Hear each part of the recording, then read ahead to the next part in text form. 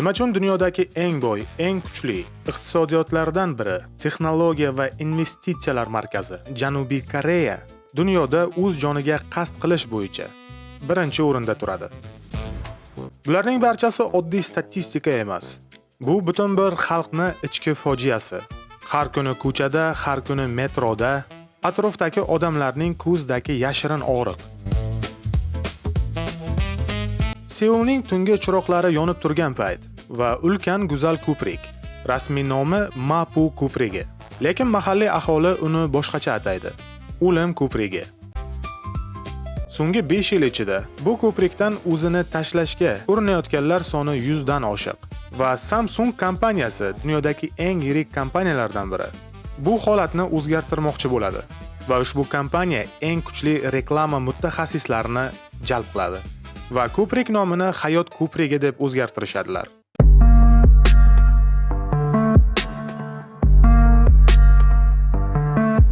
Ko'prikning panjaralariga esa motivatsion yozuvlar yoziladi. Ya'ni eng yaxshisi hali oldinda, bugun yaxshi ovqatlandingizmi?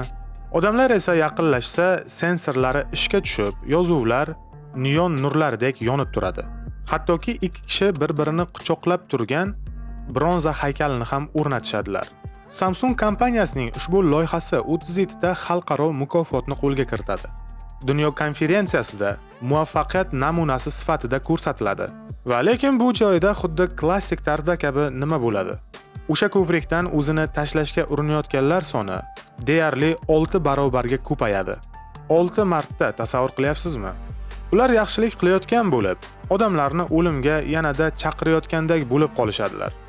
Oxir-oqibat Samsung o'sha yozuvlarni va barchasini olib tashlashga majbur bo'lishadilar. Hattoki mahalliy aholining o'rtasida apros o'tkazilganda bu narsalar o'z ifodasini tasdiqlaydi.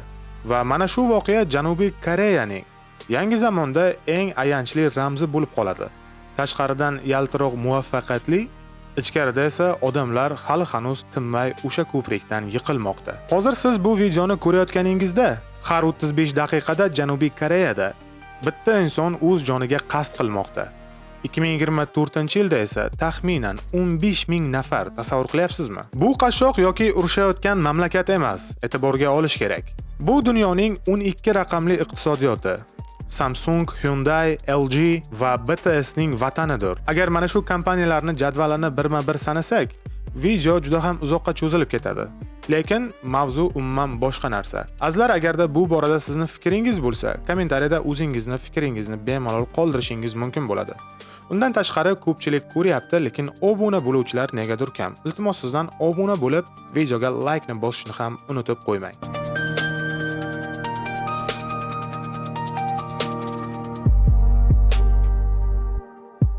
Lekin 22-yildan beri rivojlanayotgan davlatlar orasida o'z joniga qasd qilish bo'yicha ko'rsatkichlar birinchi o'rinda turibdi. Ya'ni har 100 ming kishiga 29 ta holat har kuni aniqlanadi. Yevropa mamlakatlarida esa eng yuqori ko'rsatkich bu Litva. U yerda ushbu ko'rsatkich 17 taga to'g'ri keladi. O'rtacha rivojlangan davlatlarda esa 11 ta ko'rsatkich to'g'ri keladi. Ya'ni bu degani 3 baravar farq qiladi. Ko'pgina holatlarda shunday hodisalar rivojlangan mamlakatlarda, sotsial hayotlarda, insonlarning psixologiyasida shunaqa suitsidal kechirmalar juda ham ko'p ro'y berib turadi.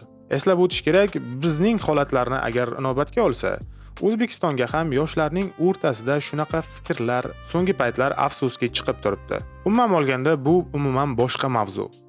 Keling, Koreyani noyabr oyini bir eslaylik. Ya'ni noyabr oyining 3-payshanbasiga nazar tashlaylik. Ushbu kun Janubiy Koreya butunlay to'xtaydi. Politsiya maktablar atrofidagi yo'llarni butunlay yopib tashlaydi. Davlat idoralari va yirik kompaniyalar ish soatini 10-avgustga suradilar. Samolyotlar esa 35 daqiqa uchishni to'xtatadi. Nima uchun? Chunki o'sha kuni 550 mingdan ortiq o'quvchi sun'iy milliy imtihon topshiradigan kun bo'ladi. 9 soatlik imtihon, bitta kun, bitta test va atigi bir dona imkoniyat. Tasavvur qiling, siz o'zimizda o'qishga topshiryapsiz va imtihon kuni imtihonga boryapsiz. Agarda o'qishga kira olmasangiz, Rossiya yoki bo'lmasa O'zbekistonda boshqa ish qilishni o'ylab qolasiz. Qizlarimiz esa yoki erga tegish kerak yoki bo'lmasam kelgusiga o'qishga kirish uchun yanada kuchliroq tayyorlanish kerak bo'ladi. Lekin Koreyadagi bosimni tasavvur qilish ham qiyin. U yerda sun'iy natijasi bu hayotiy hukmga aylanib ketgan. Qaysi universitetga kirishning, qaysi kompaniyada ishga kirishning va qancha maosh olishing, hatto turmush qurish imkoniyati, bularning barchasi mana shu imtihonga bog'liq. Chunki ularning mentalitetiga bu qon-qonga singib ketgan. Va shuning uchun ham yoshlarning o'rtasida yuqorida aytib o'tilgan holatlar afsuski juda ham ko'p.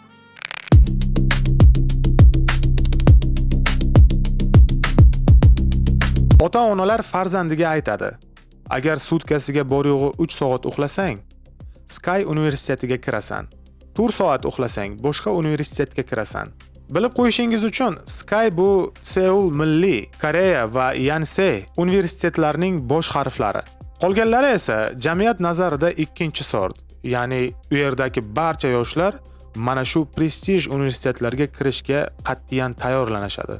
Ularni yoshligidanoq ota-onalari shu yo'nalishda tarbiyalab, psixologik sen faqat shu o'qish uchun yaralgansan deb yoshligidanoq miyasiga qo'yib borishadilar. Imtihondan keyin natijalar darhol internetga chiqadi. Oila a'zolari imtihon natijalarini abituriyentdan oldinroq biladilar. Ya'ni o'sha kunda o'zidayoq hali bola uyga borib ulgurmasigacha.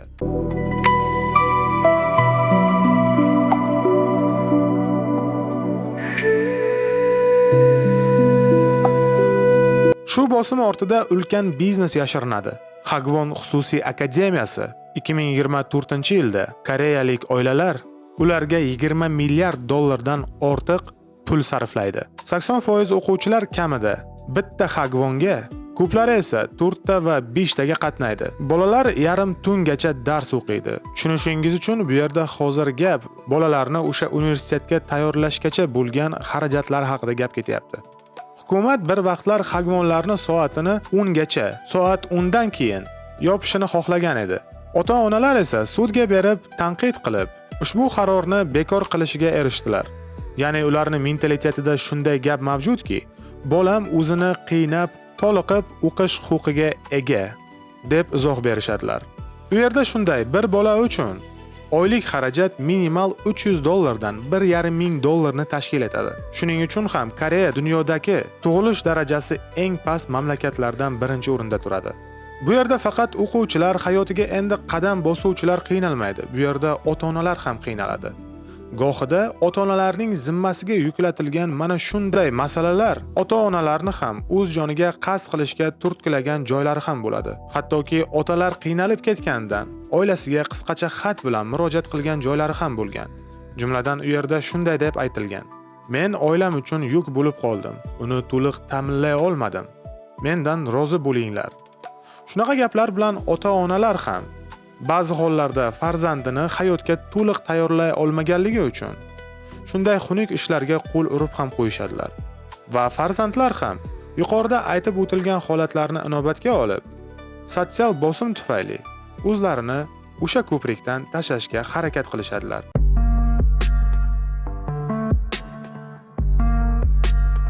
Va 49 yosh atrofidagi odamlar koreyaliklar orasida hatto saraton kasalligini ham ortda qoldirib yuborishdilar va o'z joniga qasd qilish shu yosh atrofdagilarga birinchi o'ringa chiqib ketdi. Bilasizlarmi, hamma bilgan K-pop yo'li ham yanada qattiqroq. K-pop kulturasini juda ham ko'pchilik eshitgandir. Bular haqida juda ham ko'pchilik bilsa kerak, lekin bu yerda haqiqatni aytamiz. 12 yoshdan 14 yoshgacha bo'lgan bolalarni agentliklar oladi. Kun bo'yi mashq, juda ham qattiq dieta, qo'pol qilib aytganda 5 yillik qullik. Lekin hech qanday kafolat yo'q. Kimga omad kulib boqsa, o'sha sahnaga chiqadi. Qolganlari esa sinadi. So'nggi yillar juda ham mashhur qo'shiqchilar o'z joniga qasd qildi. Ha, Koreyada. U yerda keksalarning ahvoli esa yanada achinarliroq. 70 yoshdan oshgan koreyaliklarning 40% qashshoqlik chegarasida. 80 yoshdan oshganlar esa o'z joniga qasd qilish ko'rsatkichlari 100 mingga 60 tadan oshdi. Odamlarning sotsial hayotida mana shu bosim qayerdan kelgan? Birinchi sababi 500 yillik Konfutsiy madaniyatidir. Qadimgi Kvago imtihonlar davridan beri muvaffaqiyatsizliklar butun bir oilani sharmanda qiladi. Uyat madaniyati shu qadar chuqurki, odamlarning oxirgi xatlarida men og'riq chekyapman emas, kechiringlar yoki bo'lmasam odamlar nima deydi deb yozilgan xatlar chiqadi. Ha, bu haqda hatto Konsta ham o'zini ijodlarini qilgan. Nima deb o'ylaysiz? Biz bilan ushqash taraflari bormi? Odamlar nima deydi? Albatta, kommentariyada fikringizni qoldiring. Kanalga obuna bo'lish esingizdan chiqmasin. Like bosish sizdan. 1960-yilda aholi jon boshiga daromad $100 kam edi.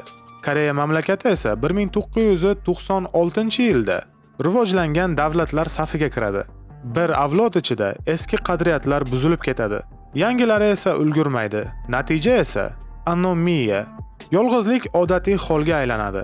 Kelinglar o'ylab ko'raylik, o'zimiz ham katta ulkan shaharlarda yashasak, o'zimizda odamlarni yuziga qarasak, ilgarigi madaniyat va hozirgi madaniyat aralashgan holda, mana shu odamlarni ko'zida biz nimalarni ko'ramiz? Har taraflama bosimli zamon, to'g'ri emasmi? Ha, statistikalar bo'yicha Koreya dunyodagi eng birinchi rivojlangan davlatlar qatorida turadi. Lekin ularning hayoti va mentalitetida uchraydigan turli xil bosimlar odamlarni shu oxirgi ishlarga majbur qiladi. Umuman olganda bu mamlakatda bu tizimni o'zgartirish juda ham qiyin. Chunki u bir vaqtning o'zida ham odamlarni o'ldirayotgan, ham iqtisodiy mo'jiza yaratayotgan kuchdir. Lekin har bir insonning hayoti qimmat. Umuman olganda sizning qarshingizda qandaydir qiyin vaziyatga tushib qolgan odam bo'lsa, u bilan gaplashishdan hech ham sira ham tortinmang. Odamlar nima deydi degan fikrni mutlaq unuting. O'zingiz uchun va maqsadingiz uchun intiling. Agarda videoni ko'rib sizda qandaydir fikr yoki takliflar bo'lsa, albatta kommentariyada fikringizni qoldiring. Kanalga obuna bo'lish esingizdan chiqmasin. Videoga like bosing va do'stingiz bilan ulashib qo'ying. Siz bilan esa kelgusi ko'rsatuvda ko'rishguncha salomat bo'ling.